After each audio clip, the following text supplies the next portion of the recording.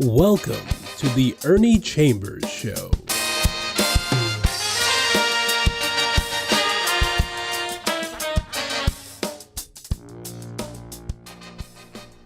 Brothers and sisters, friends, enemies, and neutrals, let me tell you why I give that invitation.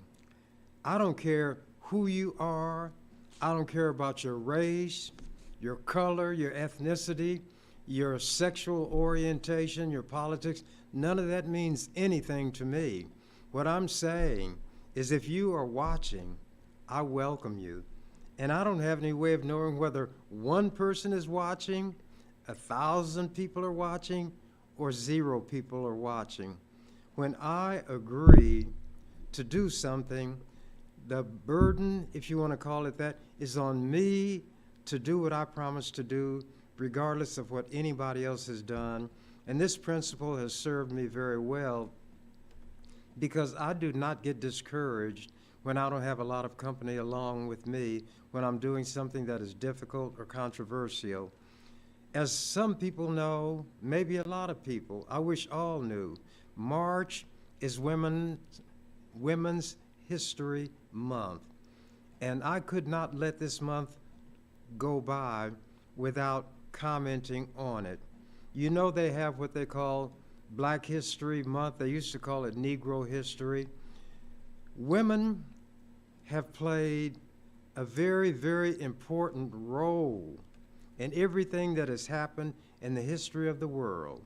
No matter how great a man is, whether it's Jesus Christ, Julius Caesar, or anybody else, they wouldn't be here had it not been for a woman.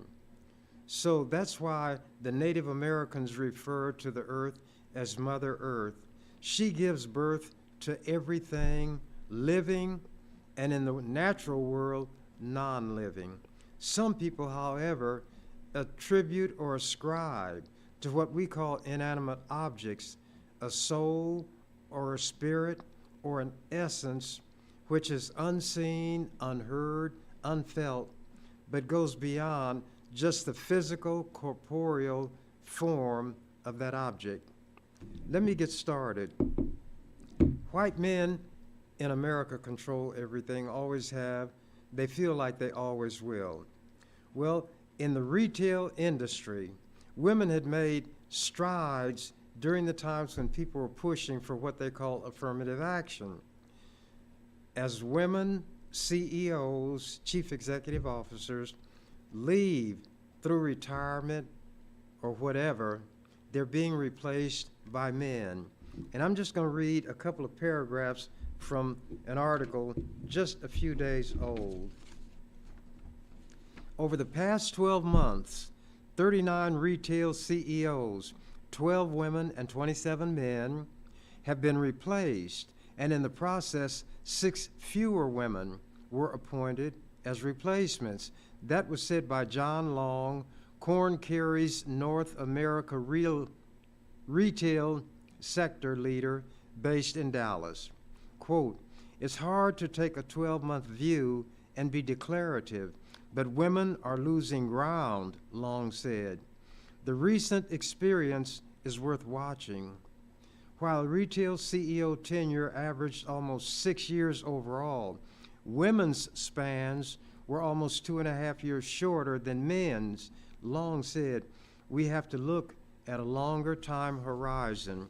When white men are forced, one way or the other, to stop being so unjust, they're like a crouching beast, crouched, muscles bunched and tensed, ready to spring at the least opportunity to turn the clock back to where it was and where they feel comfortable.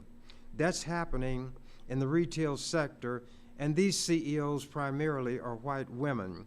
So the more things change, the more they remain or become the same.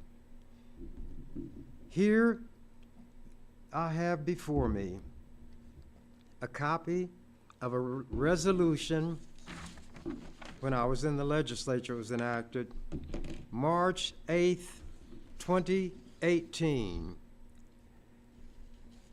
it was numbered Legislative Resolution 341. 1.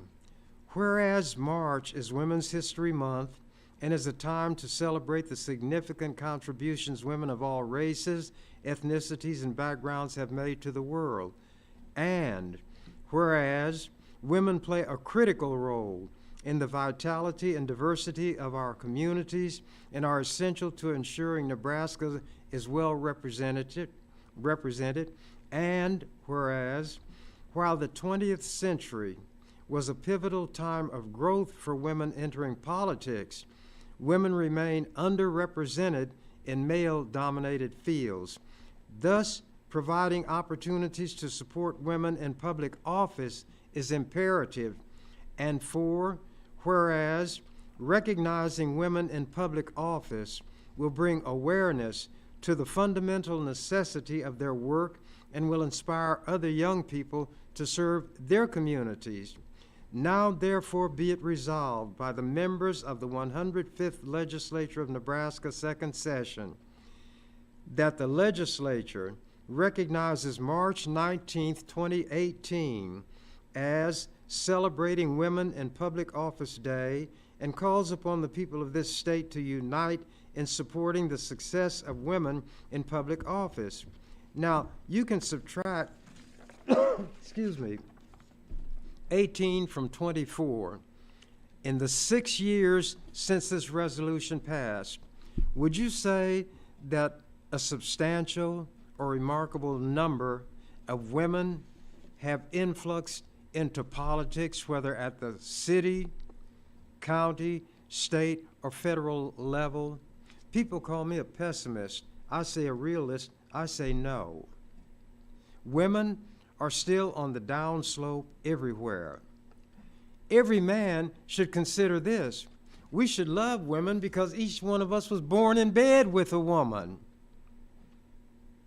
And beyond that, as Sojourner Truth pointed out to Frederick Douglass when there was a debate of some kind or other going on, God and a woman produced your Jesus Christ. A man had nothing whatsoever to do with it. You can give all of the rational arguments, but if white men were rational, we wouldn't have the discrimination that they trigger against especially black people of both sexes. But everybody they can take advantage of, they will.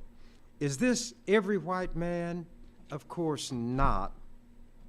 But it has to be a substantial number for the entire nation to be infected with this evil.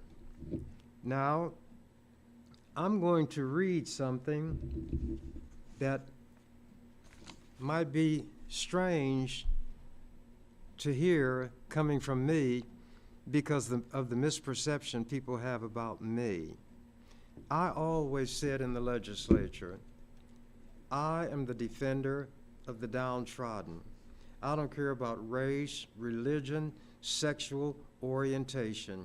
And there seems to be so much concern about what happens in between people's legs that I told my colleagues in the legislature, you need to get off crotch watch and give your mind to something a little higher up on the anatomy, the heart and the mind. Did it do any good?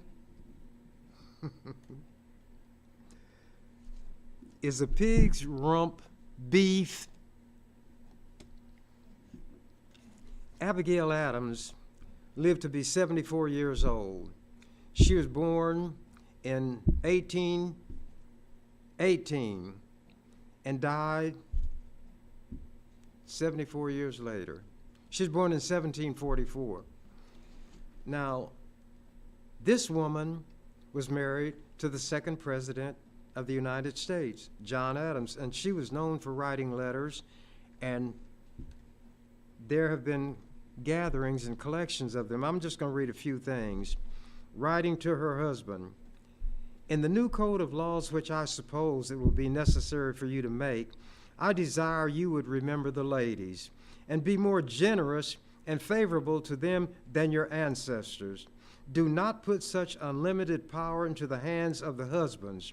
Remember, all men would be tyrants if they could.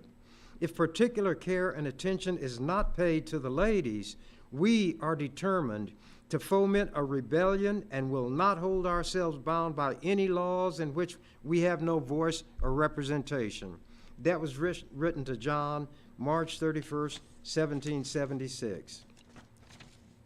May of that same month, of that same year, writing to John Adams, whilst you are proclaiming peace and goodwill to men, emancipating all nations, you insist upon retaining an absolute power over wives. But you must remember that arbitrary is, like most other things which are very hard, very liable to be broken. And notwithstanding all your wise laws and maxims, we have it in our power not only to free ourselves, but to subdue our masters, and without violence throw both your natural and legal authority at our feet. May 7th, 1776. Deliver me from your cold, phlegmatic preachers, politicians, friends, lovers, and husbands. In other words, no matter what label a man wears, they're all cut from the same cloth. That was written to Johnny August 5th of 1776. Then, the next letter that I'll read from, if we mean to have heroes, statesmen, and philosophers, we should have learned women. If much depends, as is allowed, upon the early education of youth, and the first principles which are instilled take the deepest root, great benefit must arise from literary accomplishments in women. In other words, wake up and smell the flowers. That was written August 14th, 1776. And this, it is really mortifying, sir, when a woman possessed of a common share of understanding considers the difference of education between the male and female, even in those families where education is attended to. Nay, why should your sex wish for such a disparity in those whom they one day intend for companions and associates? Pardon me, sir, if I cannot help sometimes suspecting that this neglect arises in some measure from an ungenerous jealousy of rivals near the throne. That was not written to John Adams. That was written to John Thaxter. I'm not going to tell you who he was. Check it out. Now here she is writing to John. I regret the trifling, narrow, contracted education of females of my own country. I thought I should read that in Women's History Month. And remember what I read? The little rhyme that I wrote? Why was March the month for women's history selected? When the truth's revealed, it may disarm. As in many instances, it may prove unexpected. Rearranged, its letters spell out charm. I'm fascinated by language, fascinated by words and numbers. I'm not a mathematician. I do a bit of writing, but I read the works of men like Edgar Allan Poe, Jonathan Swift. Richard Wright was a black man who wrote Black Boy, and just any number of people. They take words, and those words sometimes, to me, will come off the page and assume, in my mind, a shape of their own, and we converse. I don't borrow books from people because I talk back to the author. I write in the margins of all of the books that I have. I underline. I have a conversation. I'm not one who absorbs like a sponge. and become whatever it was that was absorbed without being changed. I'm constantly learning. I want to know everything, but obviously I cannot. So I read a lot. I count sometimes the letters in individual words that are pronounced the same but are spelled differently. English is one of the most difficult languages to learn because that group of letters, O-U-G-H, in the word enough, it sounds like uff. But in that rockabye baby, when the bow breaks, that's B-O-U-G-H. But it's not pronounced buff, it's pronounced bow. So even though A, and there the O-U-G-H is pronounced like a long O. O, ow, uff, from the same grouping of letters. The only difference is the first letter preceding them. How difficult would a language like that be for somebody whose language it is not? English is one of the most difficult languages to learn. Excuse me.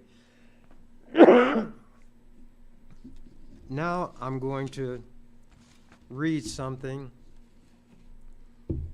that goes to efforts I put forth to maintain a dignity for the legislature as an institution. I wanted us as lawmakers to respect the law.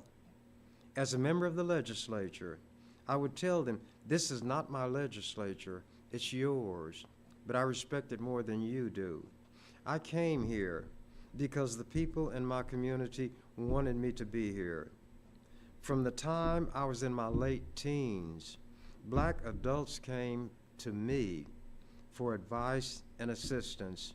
I would appear before the city council. I would go down to the police station when people had been arrested. You might call it foolhardy, but I just didn't have any fear. But I was very disgusted and upset with the things that were done to black people, and it didn't matter whether we had a lot of money, whether we had education, whether we were threadbare or wore the finest threads. If you were black, get back. And the irony was that I knew people as pale as those who were called white, but they were referred to by the N-word and treated like the so-called N's were treated, and were referred to as Negroes. So some of that was confusing to me when I was younger.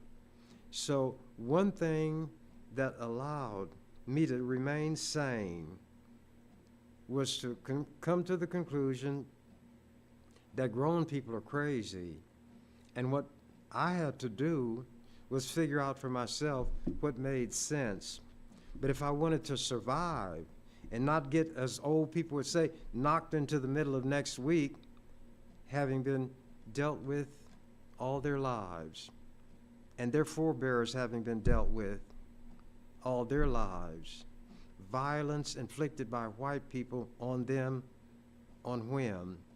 Those who are beaten seem to develop a desire, an urge, or an inclination to become beaters. So self-preservation was inbred in me early in life.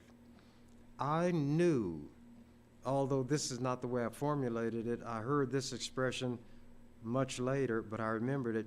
A still tongue leads to a wise head. But for me, a still tongue leads to an unbroken head. So if I didn't want to get, as older people say, knocked into the middle of next week, I knew when to keep a still tongue in my head. But as I grew up, I didn't have the fear that some had, because I thought some things just shouldn't happen to anybody, and certainly not us, when we hadn't done anything to anybody. The idea of being inferior, that word was not known to me, but I experienced as a child in grade school what being in that status meant when the white teacher, whom my parents taught me to respect, read Little Black Sambo, that vicious tale that demeaned, degraded, and disparaged us, read to me and the class. I was the only black child there, by a white teacher my parents taught me to respect, and was laughed at. I didn't cry, but I felt deserted, and this teacher knew that I couldn't fight back, that I didn't know how to fight back, and she did that to me, and I'll never forget it. And I think that may be, old people had an expression, that child is marked. It marked me. And maybe that's what gave me a kind of determination that other people don't have. I can think back, and I don't feel the pain the same way now that I did as a child, but I'll never forget it. And I don't want any child, I don't care whose child it is, to have that feeling that I had, no matter what the source of it would be. For some reason, little children are now attracted to me, and a guy had written an article and said, Chambers is a magnet for young people. In the past, I've mentioned photographs that people wanted me to take with their children, so I'm not going through that again. But anybody who I see abusing children is somebody who bears watching. But among the least, the last, and the lost, who are my constituency, the children play a prominent role. Jesus had a way with children, and his disciples were like most grown people are now when it comes to who's going to get the attention of somebody important. His disciples told him, look, don't be messing with those children. Important people were here. And Jesus said words to the effect, these children are very important. Unless you become as little children, you shall in no wise enter the kingdom of heaven. He who offends one of these, my little ones, it were better for him that a millstone be tied around his neck and he be drowned in the depth of the sea. So if I see somebody abusing children, that person bears in my mind what people call the mark of Cain, the mark of one who has not yet done it, but very well may be a murderer. White people create images and symbols to impose on other people, but those things mean nothing to the white creators. These white people in Nebraska have what they call a constitution. Oh, but by the way, while I was growing up, I learned by heart much that's in the Bible. Memorized long passages, not just in the Psalms. Everybody knows the 23rd Psalm. They know of it if they don't know it. But I picked up some principles along the way. And here's something interesting. While these idiot white people who call themselves Christians are banning books because they say they contain sex and so forth, that's good. I wish they could ban all the books and the Bible would be banned. The Bible describes rape, murder, incest. Look up Absalom. He raped his own sister. Some people who study languages look at the part of the scriptures that describe the relationship between David, who became the king, and his good friend Jonathan. The same word that described love between a man and woman was the word love used to describe the relationship between David and Jonathan. But these white people say, well, but that, because they don't want to face this truth. What somebody does in their bedroom is no business of mine. I wouldn't put my ear to anybody's bedroom door, and I wouldn't put my eye to their keyhole, because it's not any of my business. And as I say, they ought to get off crotch watch and mind their own business. But their Constitution is supposed to be the fundamental law of their country when it's the U.S. Constitution, of the state when it's the state. It's the foundation, and everything is erected thereon. The laws are like buildings constructed on that foundation.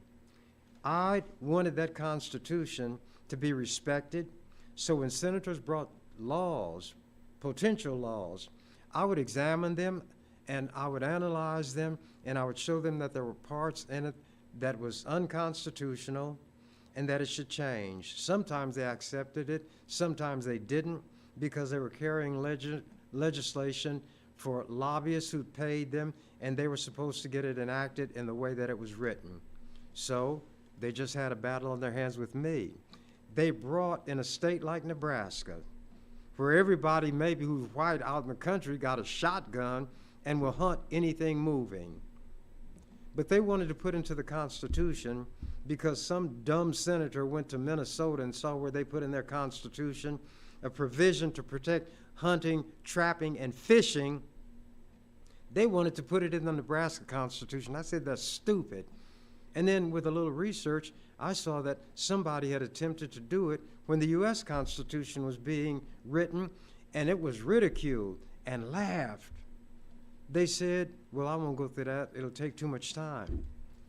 But I said, in a state like Nebraska, there will be no laws against hunting, trapping, as cruel as it is, or fishing, as cruel as it is. How would you like somebody to hold your head under the water and not let you breathe? You wouldn't like it, would you? And if you made an inhaling movement or motion, you'd suck water down into your lungs, and if enough got in there, you'd die from suffocation. You don't die from drinking too much water, you die from not getting enough oxygen. What do you think happens to a fish when you take that fish out of the water? When the water passes through the fish's mouth and the gills, it picks up oxygen. In other words, that's the way it breathes. When you take it out of the water, it dies from suffocation. That's why if you drop a fish on the ground, it flops, and people love to watch that. Well, maybe if fish were in charge, they'd love to see you have your head held underwater, and they hold your fish and watch you struggle to try to get air. I thought all these were God's creatures, huh? But anyway, because I'd given an affirmation that I would uphold the Constitution, to me that meant keep it from being minimized, degraded by nonsensical things being put in it. So I fought tooth and nail, and I thought the best way to fight against an amendment like this that they were offering, hunting, trapping, and fishing, I offered amendments of things that should be hunted, things that should be trapped, things that should be fished for. Here was one, and I'm going to read this. Hunting for Amelia Earhart, salvaging the Nebraska Constitution. In 2005, a few years ago, they had a debate on an amendment to propose to the Constitution to prohibit any law that would abolish hunting, trapping, or fishing. So I offered amendments of things that should be hunted for. Excuse me. On April 21st, 2005, during extended legislative debate by which I, for the third time, derailed an ill-advised attempt to befoul the Nebraska Constitution with an amendment to, quote, protect, unquote, hunting, fishing, and trapping. My Amelia Earhart amendment, one of 3 dozen, created the opportunity for me to expound on what I deemed to be a fit target of hunting In other words, this is what you ought to be hunting for. I argued in pertinent point and part, and this is still contained, I'm quoting from the transcript of that debate. Amelia Earhart Amendment. After the word hunting, it adds, for the wreckage of Amelia Earhart's airplane. That would be in the Nebraska Constitution. It would be deemed a valued part of the heritage of the people, because that's what they claimed their amendment to protect hunting would be. Not just of Nebraska, not just of this country, but of people everywhere, to be aware of and to hunt for, or hope that somebody will hunt for and be successful in finding the wreckage of her plane, unquote. Then, after detailing some of her aviation exploits, including crossing the Atlantic alone on May 20th and 21st of 1932, all of which drew her into the movement that encouraged the development of commercial aviation, I took up the thread and described her doomed flight in a twin-engine Lockheed Electra. And I read Greek mythology, and I know a few things. And I recounted the Greek origin of the name Electra and how other planes and ships bearing that name had met with disaster historically, and some people are superstitious. They think the name or the word Electra attached to something dooms it. In many cases, things happen to be doomed that had that name. The significance of a successful hunt for Amelia. I said, because of what this woman achieved, and because of the fact that human beings, especially in places like America, relate more to physical objects than to the idea behind them, if the wreckage of this woman's plane were to be found and established conclusively to be the wreckage of her plane, it could become somewhat of a shrine. Old women who were denied opportunities to do the things that they knew they had the ability to do, but were denied the opportunity because of their gender. Middle-aged women who were disheartened because the ones who went before them had done things, so they felt doomed to follow the same drudge path.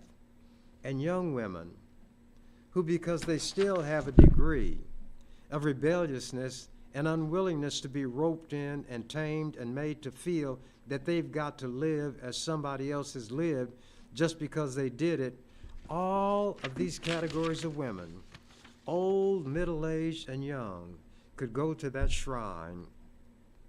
They could, and this is direct quotes from the transcript that will be a part of Nebraska history as long as there is a legislature.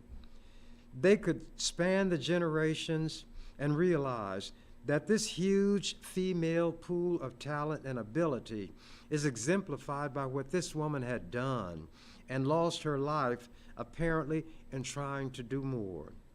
The wreckage of this airplane would prove that that had really happened.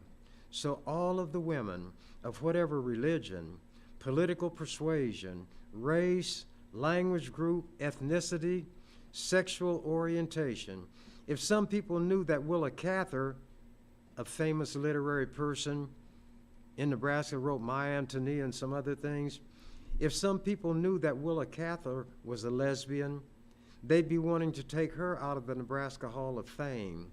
That's why I said sexual orientation. All of these women could go there. They could light candles. They could write notes and leave them there. They could bring dolls, bouquets of flowers, articles of clothing, pieces of jewelry,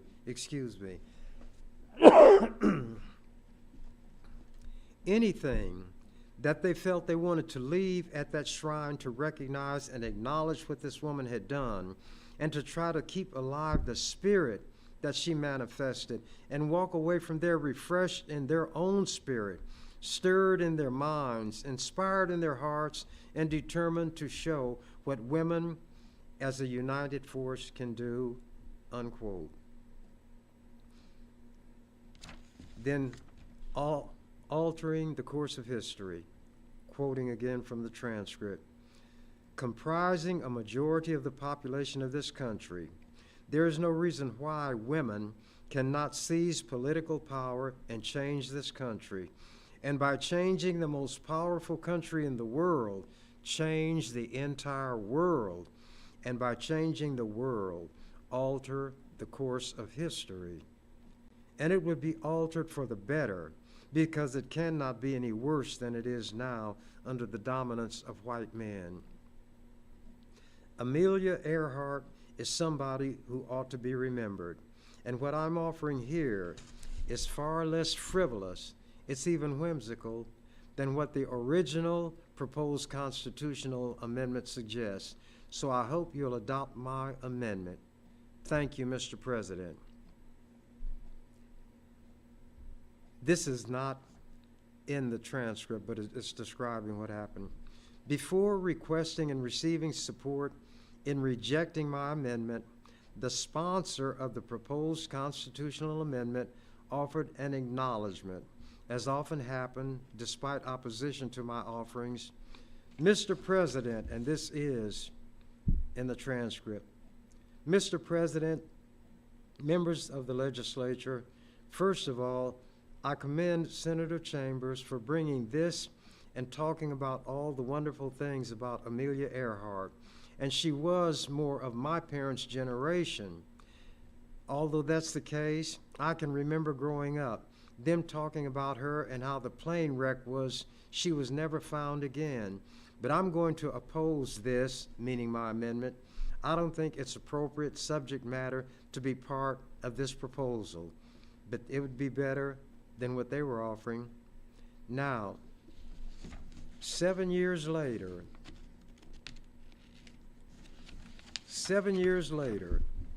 July 23rd, 2012, this is what was written by the Omaha World Herald, and it carried an Associated Press article headline, Earhart Mystery End, near end with a question mark. The caption under an accompanying photo says, quote, underwater robot will aid hunt for Amelia Earhart's plane. The piece details a $2.2 million expedition to a remote island in the Pacific nation of Kiribati, quote, where they hope to find the wreckage of her Lockheed Electra, unquote, in nearby waters. She went missing in an attempted around-the-world flight in 1937 with her navigator, Fred Noonan. In January 1935, she was the first person to make a solo flight from Hawaii to California. Previous attempts by male pilots all ended in disaster. On April 21st, 2005, I gave that extended debate. And what the World Herald had written was about the attempt to recover the wreckage of Amelia Earhart's plane. That was 7 years after I had offered my amendment. Now, I'm going to go to what I call the queen of all that I've said. It happens that she's a black woman. Her name, Harriet Tubman. There is an outfit called the Bradford Exchange Mint, and they minted a silver coin to commemorate the 200th anniversary of Harriet's death. When Harriet Tubman decided to risk everything for freedom, she may not have been aware of Patrick Henry's "Give me liberty or give me death" speech, but she knew the truth of it in her own heart and her everyday life.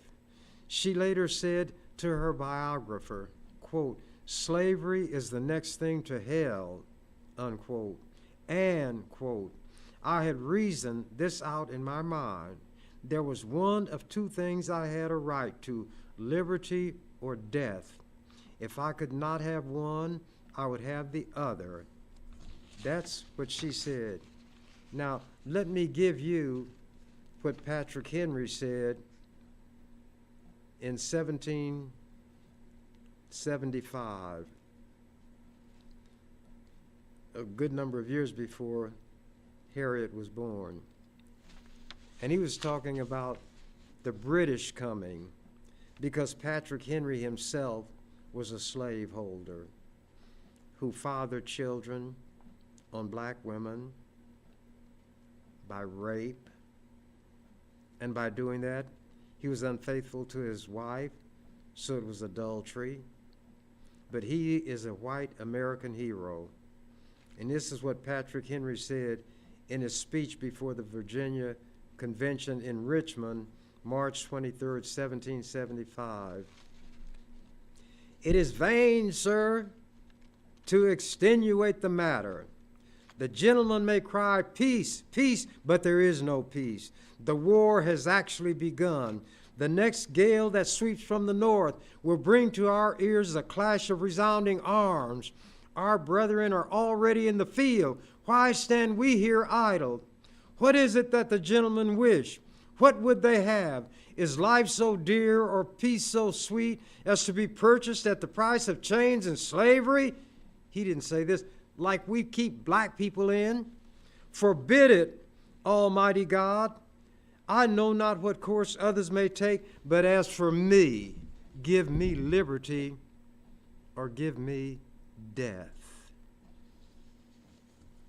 She knew that those were the two alternatives that slavery allowed her. If I could not have one, I'd have the other. Her daring escape from Maryland's eastern shore in 1849 was just the first of her many exploits. After gaining her freedom, she was determined to free as many others as she could. Tubman earned the nickname Moses after the biblical prophet Moses, who led his people to freedom. She made at least 13 journeys back to the South to free members of her family, as well as dozens of others.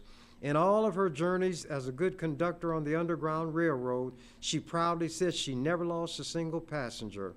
With the outbreak of the Civil War, Tubman viewed a Union victory as the best way to free more slaves. Therefore, she served with Union forces as a nurse, scout, and spy. Following emancipation, she continued to work for equal rights, including women's suffrage, which did not occur until the adoption of the 19th Amendment to the U.S. Constitution. Born a slave, she has become a shining example of how much Americans have always valued freedom and gave themselves to achieve it. Harriet Tubman's decision to escape slavery was not an easy one. As much as she hated her slave status, leaving meant abandoning her family, her home, and everything familiar. She knew she risked losing her life or being enslaved in even worse circumstances. Yet in 1849, she was determined to risk everything for freedom. She escaped from Maryland with the aid of the Underground Railroad, which was a network of abolitionists and free African Americans who helped fugitive slaves to escape to free territories. Traveling mostly by night, guided by the North Star, she probably followed a common route for escaping slaves along the Choptank River through Delaware and then north into Pennsylvania to Philadelphia. The 90-mile journey on foot could have taken her between 5 days and 3 weeks. Traveling across unfamiliar territory and treacherous waterways in the dark, she also had to hide from slave catchers seeking rewards for fugitive slaves. Once she made it to freedom, she committed herself to working to abolish slavery and to save as many lives as she could. She made an additional 13 journeys back into the South, rescuing many of her family and dozens of other enslaved people, and became known as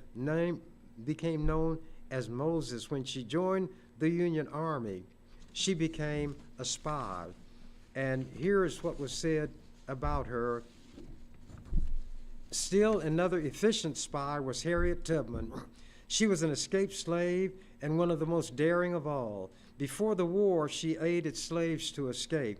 T.W. Higginson, white colonel of a Negro regiment, said of her, "We have here the greatest heroine of the age, Harriet Tubman, a black woman and a fugitive slave. Her tales of adventure are beyond anything in fiction, and her ingenuity and generalship are extraordinary.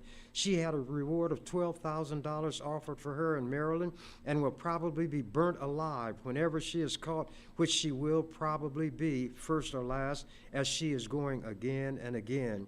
She is jet black and cannot read or write, only talk, besides acting. Wendell Phillips, he was a great, well-known abolitionist. Wendell Phillips, in an outburst of admiration, called her, quote, the best and bravest person on this continent. Then General Sexton, to whom she gave valuable information, praised her zeal and courage. When she died in 1913 at the age of 80, she was given a military funeral. How many people knew that about Harriet Tubman? And these are things that these white people who hate CRT, critical race theory, don't want in the textbooks because they say it makes little children feel bad. Now, I'm not an artist. I'm a drawer. And I made a sketch.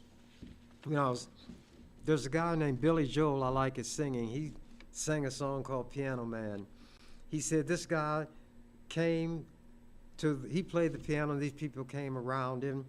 And one guy came to him and said, play me a song, something. Play me the song, tune of a melody. I can't really call how it goes, but it's sad and it's sweet, and I knew it complete when I wore a younger man's clothes. I drew this when I wore a younger man's clothes. You probably cannot see it well, but that was my vision of what Harriet Tubman would have been like. And they said there was one time they were on one of the journeys back, and this brother got tired. His feet were hurting, and he was scared because it was now night, and sometimes they could hear hounds baying, and they didn't know whether they were barking because they're out hunting or they were on their trail. So he said, Sister Harriet, I can't go on. I got to go back. She said, you will not go back. You will go on. He said, but Sister Harriet, I can't go back. She reached inside this long garment that she was wearing, reached inside and pulled out a pistol with a barrel that long. And to this brother, the opening in the barrel looked that big, and she put it against his nose. She said, you gonna be free or you gonna be dead? He said, Sister Harriet, I think I'm gonna be free. And that's what happened. He wound up reaching freedom. There are so many things about our people that have been kept from us, that will be kept from us, that we need to speak out. And when I was in the legislature, I constantly gave them lessons in history, constantly talked about black people who had done great things and not been acknowledged, talked about white people who worked with black people who even during those days, they ran a risk by associating in such a way. But even with all of that, there were some white men and white women who joined us in our struggle. So we, who are the most oppressed people in this country, the most oppressed who have ever been in this country, have to realize that as much as white people in general might have contempt for us and mistreat us, we still have to find it in ourselves to judge each person individually and treat them based on how they deal with us. So I keep an open mind toward everybody. Nobody can treat me better than I will treat them. But I say this for us, white people in general dislike and will discriminate against us in general. If such were not the case, all of the barriers based on race would be eliminated. That's not going to happen during my lifetime. I've only got a few days left, not 24-hour days, but I could have just a few 60-minute hours left or 60-second minutes left for all I know. But they say in the Bible, the years of a man's life are 70. A score is 20 years. 3 times 20 is 60 plus 10 is 70. I'm 86, so I'm living on borrowed time, or I'm living on time that somebody who died ahead of time left to me. The fact is that I'm breathing, I'm living, I'm conscious. And the reason I worked so hard when I was in the legislature to help other people regardless of race, religion, sexual orientation, or anything else. I am the most selfish person in the world. I am extremely uncomfortable when I'm in the presence of somebody suffering unmerited harm.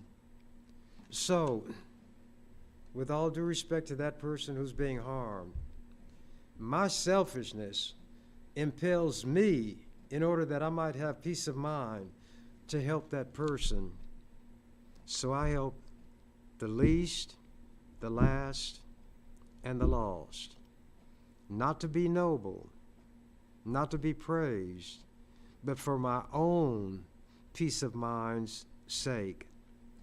But for those out there who need something else, if you claim to be a Christian, based on what that supposedly means, and you believe what's in the Bible, you claim to, what about love your neighbor as yourself? Do unto others as you would have them do unto you. What about all of those things?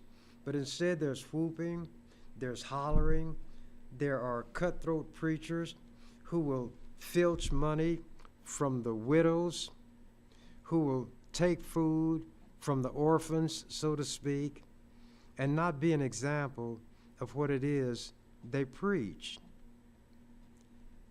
I may not be a good example in some people's mind, but other people's judgment doesn't mean anything to me. I have one true friend, and that friend is deep down inside of me. And that friend knows me like nobody else does. I can't pull the wool over his eyes. I can't trick him. And the only time I can lay my head on my pillow at night and sleep the sleep of the just is when that friend deep down inside of me says, you traveled all those miles before you slept. You had promises to keep, and those promises you kept. Therefore, I will let you have a peaceful night's sleep. The world is not going to change itself. Now, I'm not saying this next just because I'm old. We need to be concerned and show care for our elderly people among us when it comes to their health, their physical well-being. Dementia is one of the most cruel things, I think, that can befall somebody. Forgetfulness, to not know who you are, not know where you are, maybe not know what this is, or if you know what it is, you no longer remember what it's for.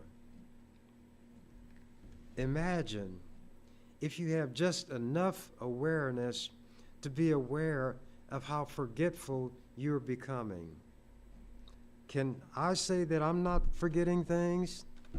Absolutely not. I wish I could remember everything that ever entered my mind from the time I was conscious. Now, sometimes I can remember long stretches of poetry. My favorite is The Raven by Edgar Allan Poe. Just a verse. Once upon a midnight dreary, while I pondered weak and weary over many quaint and curious volumes of forgotten lore, while I nodded, nearly napping, suddenly there came a tapping, as of someone gently rapping at my chamber door. 'Tis some visitor, I muttered, tapping at my chamber door, only this and nothing more. Ah, distinctly I remember, it was in the bleak December, and each separate dying ember wrought its ghost upon the floor. Eagerly I sought to borrow from my book's surcease of sorrow. Sorrow for the lost Lenore, for the rare and radiant maiden whom the angels named Lenore, nameless here forevermore she had died. And the silken, sad, uncertain rustling of each purple curtain thrilled me, filled me with fantastic terrors never felt before. so that now to stop the beating of my heart, I stood repeating, "'Tis some visitor entreating entry at my chamber door, some late visitor entreating entry at my chamber door. Only this and nothing more." Then he goes on, and then he says such and such. Then he says, "Open here, I flung the shutter. Then with many a flirt and flutter, in there stepped a stately raven of the saintly days of yore. Not the least obeisance made he," that means bowing and scraping. "Not a moment stopped or stayed he, but with mien of lord or lady, perched above my chamber door, perched upon the bust of Pallas," one of those old gods, "perched upon the bust of Pallas, perched and sat, and nothing more." Then you have to go on, and then you ask this grim, ungainly, ghastly, gaunt, and ominous bird of yore. But then the famous word, quoth the raven, "Nevermore." And it goes on for 20-something stanzas. I used to know every one of them. "When I wore a younger man's clothes." But I wasn't quoting it all the time like I was in those days either. I even liked some of the poetry of one of the biggest racists of all time, Rudyard Kipling. A racist. But he did have the, if you want to call it decency, to respect and acknowledge in other people who are of inferior groups, those occasional noble ones who show that there is a spark of dignity in every group. And he may have had a struggle within himself, but down through history, the British people have tried to determine who they think the greatest writer of all time among themselves would be. And guess who that rascal was? Rudyard Kipling, who said, "If you can keep your head when all about you are losing theirs and blaming it upon you," I finished that, "you must be the executioner." I think that my time is up, and I don't want to take that which does not belong to me. So I'm going to say so long until the next time. You've been watching The Ernie Chambers Show. If you'd like to leave suggestions, email us at ewcfacts@gmail.com. That's ewcfacts@gmail.com. This is an EWC Communications production.